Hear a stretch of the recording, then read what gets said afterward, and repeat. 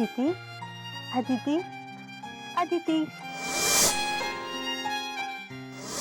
ಅದಿತಿಗೆ ಈ ವಿಷಯನ ತಿಳಿಸಿ ನಿಮ್ಮ ಸಾಕು ಮಗಳನ್ನ ನಿಮ್ಮಿಂದ ದೂರ ಮಾಡ್ತೀನಿ.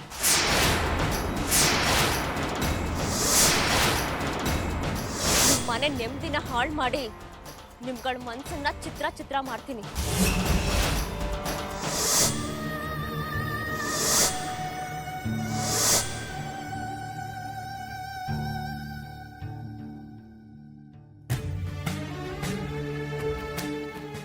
ರಾಘ ಒಂದು ನಿಮಿಷ ಬಾ.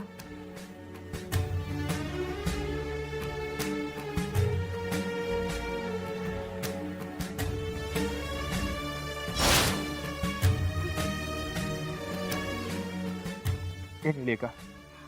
ರಾಘಪ್ಪ ನೀವಿಬ್ರು ಯಾಕೆ ಇಲ್ಲಿಗೆ ಬರಕ್ ಹೋದ್ರಿ? ಅಕ್ಕ ಅದು ಅತಿಥಿ ಅವ್ರ ಅಪ್ಪ ಅಮ್ಮ ಅವ್ನು ದುಃಖಿರೋ ವಿಷಯ ಲಕ್ಷ್ಮಿಗೆ ಗೊತ್ತಾಗಿದೆ. ಅವನು ಶಂಕರ್ನ ಸಹಾಯಕ್ಕೆ ಭೇಟಿ ಮಾಡೋ ವಿಷಯನೂ ಅವ್ಳಿಗೆ ಗೊತ್ತಾಗಿದೆ. ಅದು ಅಲ್ಲದೆ ಅವ್ರಿಗೆ ಶಂಕರ ನಂಬರ್ನ ನಮ್ಮ ಅದಿತಿನೇ ಗೊತ್ತಾಗ್ದಲೇ ಕೊಟ್ಬಿಟ್ಟಿದ್ದಾಳೆ. ಅದಿತಿ ಅವ್ರ ಅಪ್ಪ ಅಮ್ಮ ಏನಾದ್ರು ಫೋನ್ ಮಾಡಿದ್ರೆ ಶಂಕರಂಗ್ ಈ ವಿಷಯದಲ್ಲಿ ಇನ್ವಾಲ್ವ್ ಆಗಬೇಡ ಅಂತ ಅವ್ನು ಹೇಳಕ್ ಇಲ್ಲಿಗೆ ಬಂದ್ವಿ.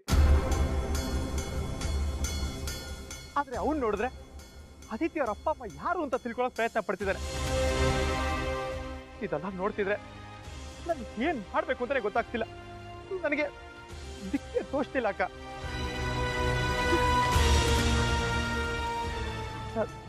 ರಾಘವ ನೋಡು, ನೀನ್ ಟೆನ್ಷನ್ ಮಾಡ್ಕೋಬೇಡ. ಮೊದಲೇ ಲಕ್ಷ್ಮಿ ಆರೋಗ್ಯ ಸರಿ ಇಲ್ಲ. ನೀನ್ ಧೈರ್ಯ ತಗೊಂಡು ಅವಳಿಗೆ ಸಮಾಧಾನ ಹೇಳೋಗು.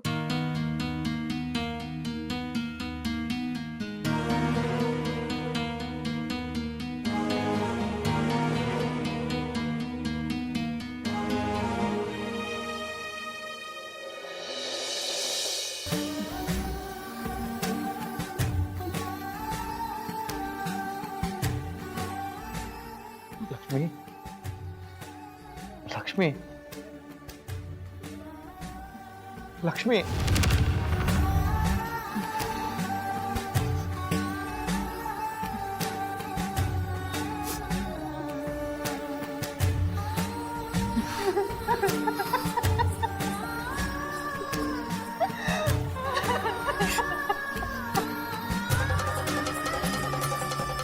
ಲಕ್ಷ್ಮಿ ಬೇಡ ಲಕ್ಷ್ಮಿ, ನೋಡು ಸಮಾಧಾನ ಮಾಡ್ಕೊ.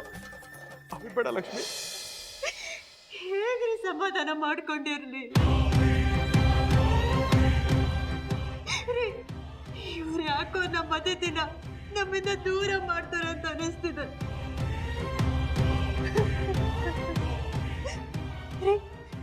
ಅತಿಥಿ ನಮ್ಮಿಂದ ದೂರ ಆಗ್ಬಿಡ್ತಾಳ?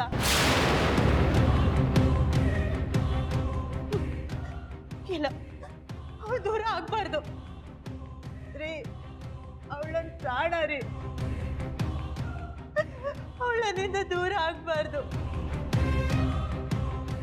ಯಾರಾದ್ರೂ ಅವಳನ್ನ ನನ್ನಿಂದ ದೂರ ಮಾಡಕ್ ನೋಡಿದ್ರೆ ನಾನು ಸುಮ್ಮನೆ ಇರಲ್ಲ. ಅವರನ್ನ ಕೊಂದಾದ್ರೂ ಸರಿ, ನಾನು ಜೈಲ್ಗೆ ಹೋಗಕ್ ರೆಡಿ.